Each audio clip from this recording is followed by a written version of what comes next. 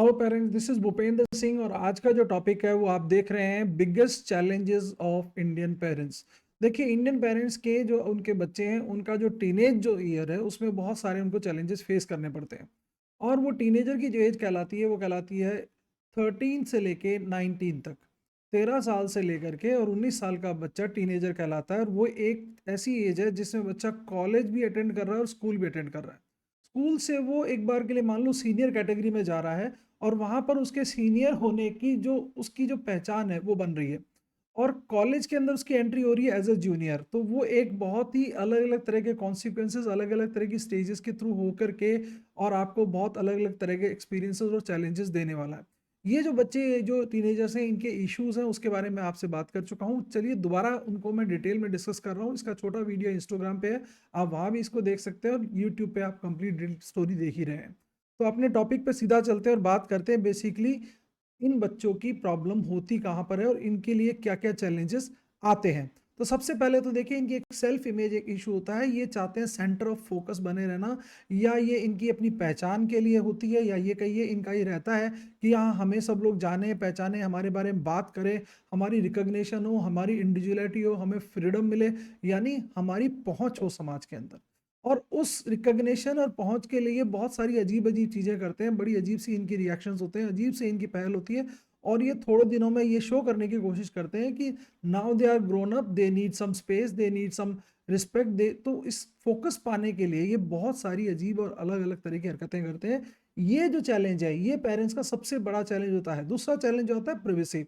इस एज का बच्चा जहाँ पर अपना रूम चाहता है, अपनी खुद की इंडिविजुअल स्पेस चाहता है, अपनी सब चीज़ों के अंदर किसी की इंटरफेरेंस नहीं चाहता, कोई टोका-टोकी उसको पसंद नहीं है। और ये सब होने का कारण है क्योंकि वो कॉलेज में पहुँचने से पहले स्कूल में अपने आप को सीनियर फ़ील कर रहा है, और सीनियर फ़ील कराने के लिए वो सीनियर क्लासेस के अंदर तो उसका एक जो लेवल है कि उसके कमरे के अंदर, उसकी चीज़ों के, उसके सामान को, उसके इवन बैग को, उसके पॉकेट को, उसके कोई भी सामान के साथ कोई छेड़छाड़ नहीं हो, उसकी रिस्पेक्ट की जाए, उससे कोई बात की जाए, अकेले में की जाए। तीसरी चीज़ जो बच्चे इस टाइम पे फेस करते हैं, जो इश्यू होता है, वो बुलिंग का इश्यू होता है। हम जब ये 13 से लेके 19 के एज में चलते हैं, तो हम ये शिकायत करते हैं या हम किसी बुलिंग का पार्ट बन जाते हैं। आइदर हम पॉजिटिव बुलिंग की होती है, जो स्कूलों में नॉर्मली हम छेड़छाड़ कहते हैं, एक-दूसरे को टाँग खिंचाई कहते हैं। ये बहुत सारे वर्ड्स हैं जो बुलिंग को प्रॉपर्ली एक्सप्लेन करते हैं। ये सब होता है उस बच्चे के साथ में। साथ-साथ में क्या होता है, वो एक अलग तरह की इंटरेक्शन भी हो जाता है। कभी-कभी वो रिवर्स बुलिंग का हिस्सा भी बन जाता है। रिवर्स बुलिंग का मतलब है वो कहता है मुझे लोग पसंद नहीं करते, ये अच्छा नहीं लगता, वो नहीं अच्छा लगता। एक और बड़ा चैलेंज होता है इस स्टेज के अंदर, वो होता है एकेडमिक परफॉर्मेंस।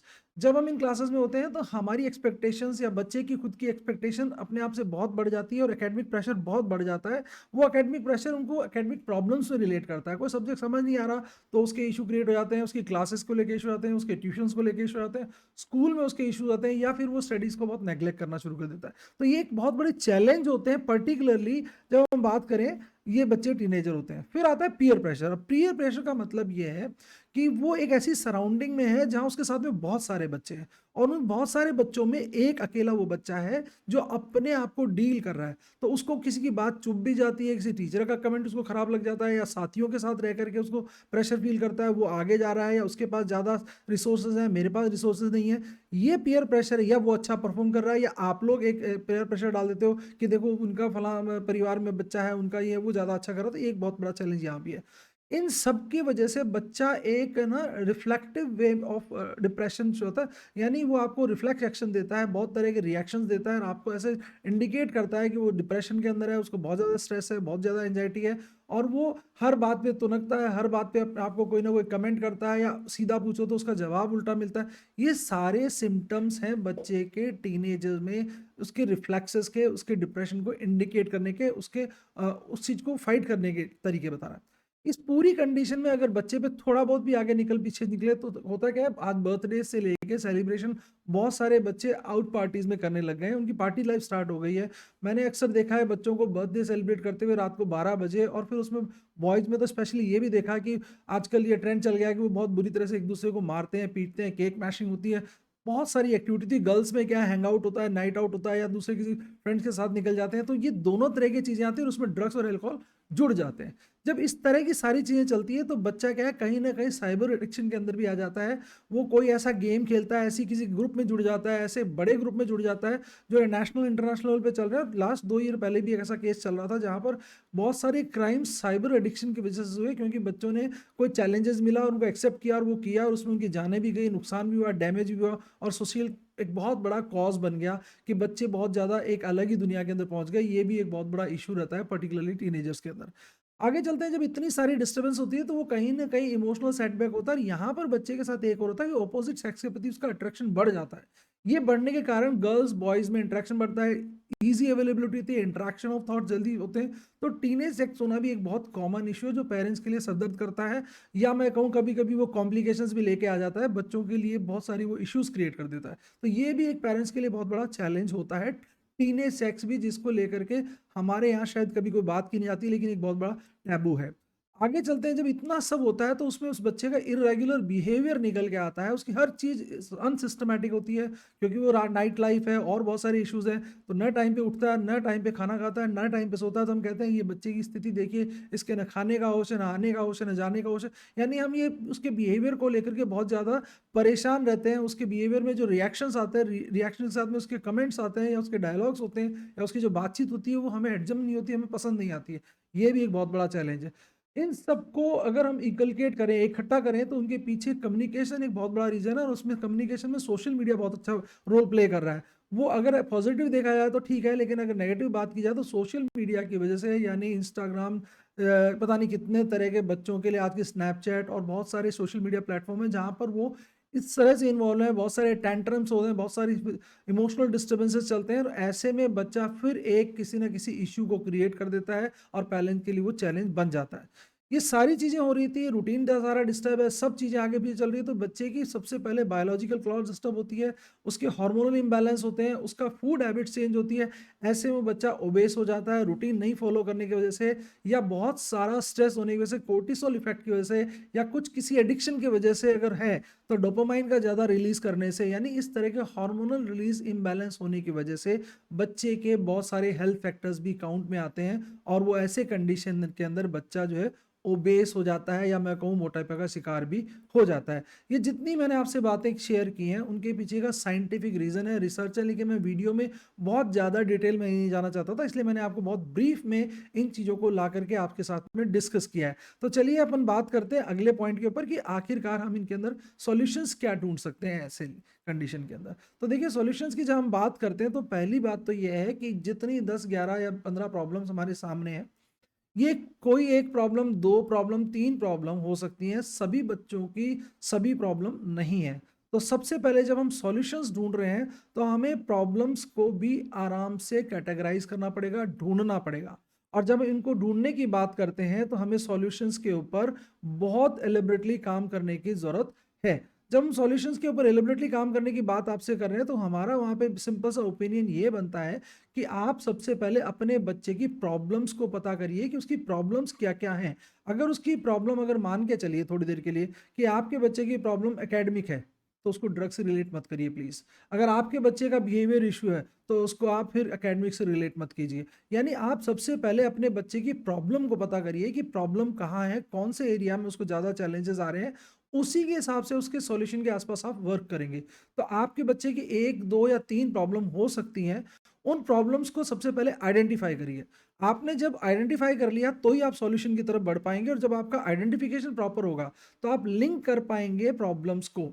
यानी जो प्रॉब्लम आपको पता लगी है, उसका आपको रीज़न ढूँढने में ज़्यादा टाइम नहीं लगेगा। और रीज़न के लिए भी क्या करना है, मैं आपको बहुत सिंपल सा तरीका बताऊँ। रीज़न के लिए भी आपको अपने बच्चे से बात करनी है। उसकी जो प्रॉब्लम एरिया है, वो आपको सर्कुलेट करना है कि भाई, आपको मेरा प्रॉब्लम एरिया ये वाला है, यहाँ से मुझे सॉल्यूशंस ढूँढने हैं। और जब आप इस तरह से करते हैं ना, तो आपको मैं बताऊँ कि आपका बच्चा ओपन, आपको खुद को भी आइडिया लग जाएगा। मान लीजिए एकेडमिक है, तो आप स्कूल से कॉन्टैक्ट कर सकते हैं, टीचर से कॉन्टैक्ट कर सकते हैं, उसको क्लासेस अवेलेबल करा सकते हैं। अगर मान लो उसका ड्रग्स से रिलेटेड कोई इश्यू हो गया, तो आप फिर सीरियसली उसके ऊपर काम कर सकते हैं। अब जब आपको प्रॉब्लम पता लग गई, तो आपको उसके ऊपर फोकस करना है। आपके मेजर एरिया जो है, उस पे फोकस करना है। फोकस का मतलब यहाँ होता है कि जब आपको पता लगा ये प्रॉब्लम है, तो उसके सॉल्यूशंस भी हैं।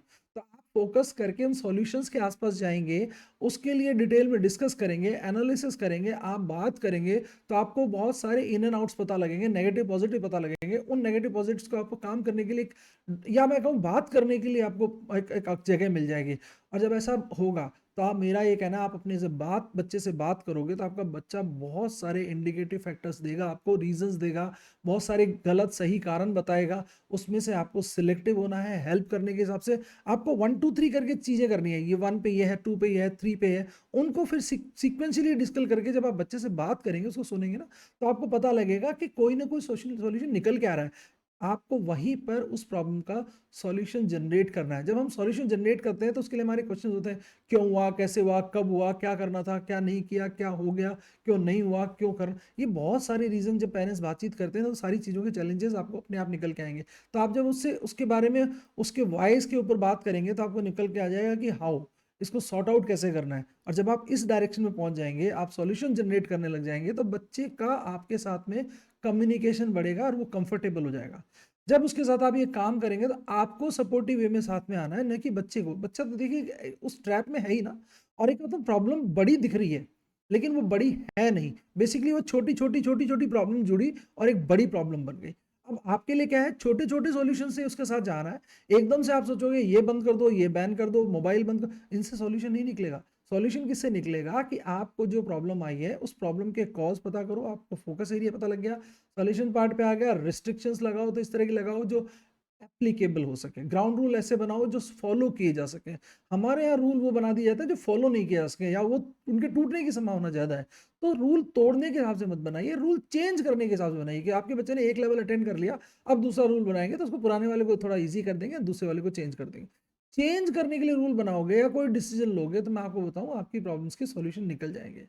अच्छे अच्छे साइंटिस्ट कहते हैं कि कोई भी रूल परमानेंट नहीं है, जो आज वर्किंग में है वो 10 साल बाद में इफेक्टिव नहीं रहने वाला है। तो मान लीजिए आपके बच्चे के साथ भी कोई चीज हुई है, तो पहले दिन थोड़ा लीनियंट होके, फिर दूसरे दिन थोड़ा बैलेंस होके, तीसरे दिन फिर थोड़ा डिसिप्लिन होके, स्ट्रिक्ट होके नहीं, स्ट्रिक्ट होके आप काम करोगे, आपका बच्चा डे 1 ही आपसे दूर हो जाएगा। और वो पता लगेगा कि मेरी प्रॉब्लम तो आप लोगों ने पता कर ली लेकिन सॉल्यूशन पे आप काम करना नहीं चाहते हो। तो उस बच्चे के साथ आपको खुद को वर्क करना है, उसी चीज के ऊपर आपको फोकस करना है। और जब आप ऐसा कर पाते हो तो ये मान के चलो आप अपने बच्चे को सॉल्यूशन दे पाओगे। Now I am repeating the situation. ये इश्यूज थे, इन इश्यूज के ऊपर आप काम चाह रहे थे, आपने उन पे काम करना शुरू किया, इन चैलेंजेस को आपने समझा, सीखा, आपको समझ में आया कि ये चैलेंजेस हैं और इन चैलेंजेस के मैंने आपको सॉल्यूशन दिए हैं। काम करिए, अपने बच्चे को डिस्कस करिए, और सबसे बड़ी बात है कभी भी ब्लेम गेम में मत जाइए। ब्लेम गेम का मतलब ये होता है कि आपको कुछ पता लगा और या तो हस्बैंड वाइफ को या वाइफ हस्बैंड को ब्लेम करने लग जाएगी, इससे नहीं निकलने वाला है सॉल्यूशन। सबसे अच्छा तरीका, आप अपने बच्चे के साथ में अपने जो फैमिली का जो क्लोजेस्ट पर्सन है, जो सही राय दे सकता है, जिसको अगर आप इन्वॉल्व करते हैं तो करिए, otherwise husband wife are sufficient, more than sufficient to deal the situation. Now whenever you are going for all these things, देखिए बच्चे ने गलती गलती के हिसाब से की है, न कि अपराध के हिसाब से। तो माफ करने का लेवल बनाइए, माफ कीजिए बच्चे को, उसको अगले स्टेज के लिए तैयार कीजिए, उसको बताइए कि ये लेवल आपने क्रॉस कर लिया है, ये गलत क्रॉस कर लिया है। लेकिन इस गलत करने के पीछे हम खड़े हैं तो ये सोच के खड़े हैं कि ये अगली बार आपसे कोई गलती ना हो। लेकिन फिर मैं आपको यहाँ विद द डिस्क्लेमर कह रहा हूँ, बच्चे हैं, गलतियां करेंगे, फिर करेंगे, कुछ नए रिफॉर्म वे में करेंगे। आपको उनके साथ आज भी खड़े रहना है, आगे भी खड़े रहना है, और उनके इश्यूज को चैलेंजेस बनने की स्थिति मत आने दीजिए। पहले ही उनको रिसॉल्व कर लीजिए, उनके ऊपर सॉल्यूशन ढूंढ लीजिए। 100% आपका बच्चा कॉलेज पास आउट करेगा तो एक जिम्मेदार बच्चा बन के निकलेगा, क्योंकि आपने अपने बच्चे की परवरिश करने की जिम्मेदारी ले ली है। Thank you.